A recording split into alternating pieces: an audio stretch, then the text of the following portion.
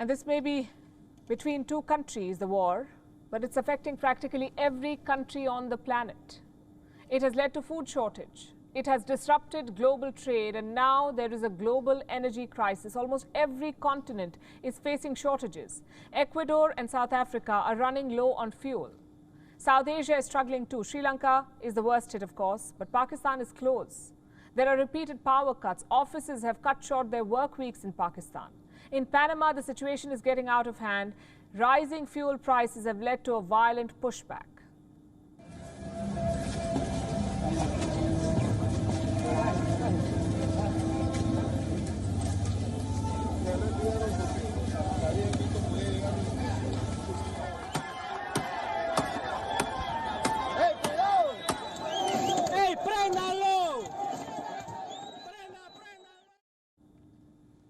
Protests are on in Ghana, Cameroon, Argentina and Peru too.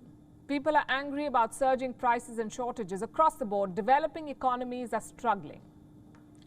What about the developed nations? Well, they've managed fine so far. The US is facing a slowdown, but it could avoid a recession. That's what their Treasury Secretary Janet Yellen has said. She believes that a downturn is no longer inevitable. And she gives two reasons for that. Number one, the unemployment numbers. Unemployment still remains low in the US. Less than 4% of Americans don't have a job, which is obviously a good thing. It's a low figure. Reason number two is consumer spending. It is not growing at a rapid pace in the US, and that helps when you're trying to contain inflation. Simple economics. Less spending means less demand, and less demand means less price rise. In the month of May, consumer spending in the US grew by 0.2%. So they may just be able to avoid a recession. It's still early days, but that's the projection. But what is clear is that their economy will slow down. Yellen says it's unavoidable, the slowdown. Plus, they have another problem. The US dollar is becoming stronger by the day. Today, it is the strongest it has been in a generation. Now, why is that a problem? Why is a strong dollar a problem? A strong dollar hurts businesses. Businesses in America and elsewhere are losing billions because the dollar is more expensive now. You see, multinational companies earn in other currencies too. But when they convert those earnings into dollars, they have lesser money, lesser value. Let me give you some examples. Computing giant IBM has issued a warning. The company says it will lose as much as $3.5 billion in revenues because the dollar is strong. Johnson & Johnson could lose $4 billion in sales. Cigarette manufacturer Philip Morris stands to lose $500 million. Netflix estimates it has taken a hit of $339 million in sales. Like I said, these are multinational companies. A large chunk of their revenues comes from outside the US. So when the dollar goes up, it reduces the value of their earnings.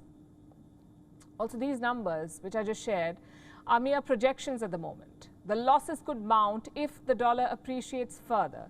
Businesses are under strain across the world. In Germany, experts say the economy is on the brink of recession. And they give three reasons why. Number one is a muted pandemic recovery. Number two, rampant inflation. Number three, shortages. German businesses fear a serious shortage of energy supplies like gas, and that would hurt business activity. It would make the economy contract. In fact, businesses are going under already. Last week, Berlin bailed out a gas company. It was the largest importer of Russian gas.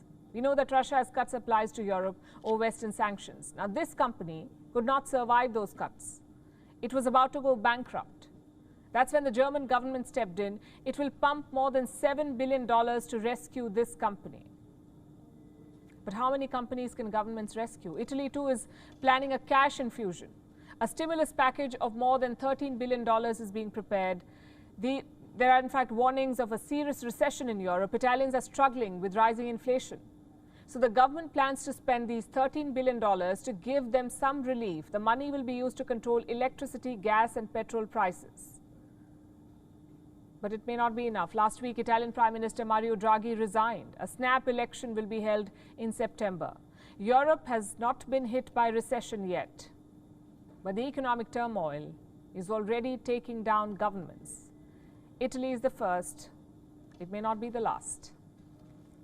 WION is now available in your country. Download the app now and get all the news on the move.